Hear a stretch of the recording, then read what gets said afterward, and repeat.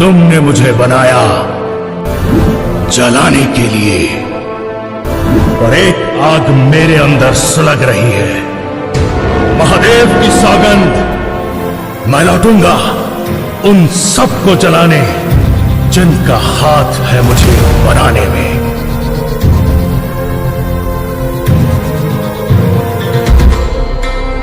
मैं रावण